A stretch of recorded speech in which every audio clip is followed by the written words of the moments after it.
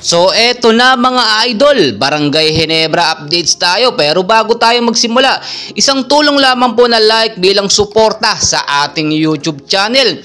So nagsimula na nga po ang unang araw ng practice nito nga pong bagong import ng Barangay Ginebra na si Tony Bishop. So far so good, maganda ang connection at ang chemistry ni Tony Bishop sa team po or sa mga player ng Barangay Ginebra kahit wala itong si Justin Brownlee, no? At alam naman natin bilang isang reserve import ay talagang laging handa yan si Tony Bishop in case man kasi dumating or biglang bumalik, no, or mapawala yung suspension ni JB ay instant ipapalit agad si Justin Brownlee dito nga po kay Tony Bishop. So marami po ang nagtatanong bilang import po ng PBA at sa isa sa defending champion nga po, no, or defending champion na Barangay Ginebra, magkano nga daw po ba ang estimated na salary nito nga pong si Tony Bishop sa Barangay Ginebra?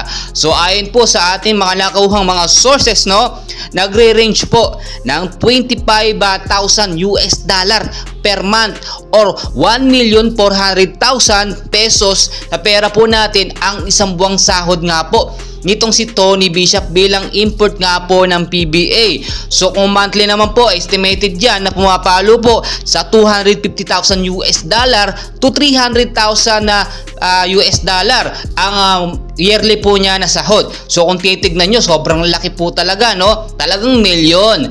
Pero magkagawin man, sulit naman yan kung maganda yung ipapakita nitong import na paglalaro at lalo na kapag ka napa-champion, may kasama pa pong. So ngayon po, walang Justin Brownlee na nakasama sa unang araw po ng practice ng Barangay Ginebra na kompleto sila. Pero ito pong sasabihin ko sa inyo, huwag kayong mawawala ng pag-asa dahil nga po, ayon sa ating pinaka or yung last upload natin, no, ay nakompleto na nga po ni Justin Brownlee ang lahat po ng mga dokumento na nagpapatunay po na yung ginamit na medication niya ay may substance po ng cannabis. So may posibilidad na itong si Justin Brownlee ay makapaglaro pa sa opening po ng PBA at hanggat wala pa nga lumalabas na kumpirmasyon galing nga po dito kay coach team ko, no, kay Al Francis Chua dito sa Barangay Ginebra, ay hindi pa tayo makakasigurado kung talagang hindi makakapaglaro itong si Justin Brownlee.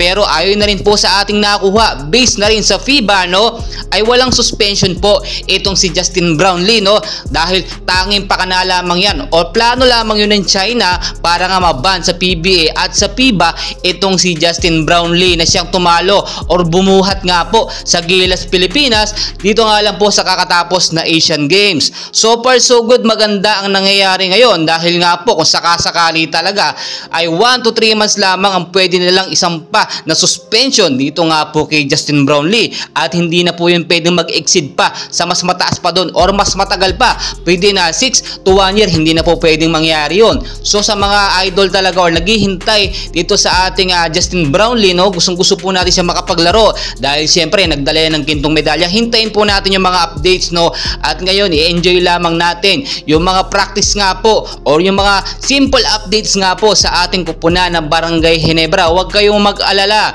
kahit hindi po makapaglaro ito si Justin Brownlee, and hopefully makapaglaro naman sana sa opening ng PBA, no, ngayong season na ito, November 5, ay malakas pa rin ang Barangay Ginebra. Bakit kamo? May mga star player sila. Itong si Tony Bishop, parang Justin Brownlee din ang laruan na ito. Siyempre, napakalaki ng bayad niya kay Tony Bishop. So dapat, no, galingan niya at ipakita niya ang kanyang mga galing talaga. Yung mga laruan niya sa Meralco Bolts, ipakita niya po, ibuhos niya dito sa Barangay Ginebra. Well guys, napakarami pa pong kaganapan, and please, wag niyo pong kakalimutan mag-like and subscribe bilang suporta po sa ating YouTube channel. Maraming salamat po.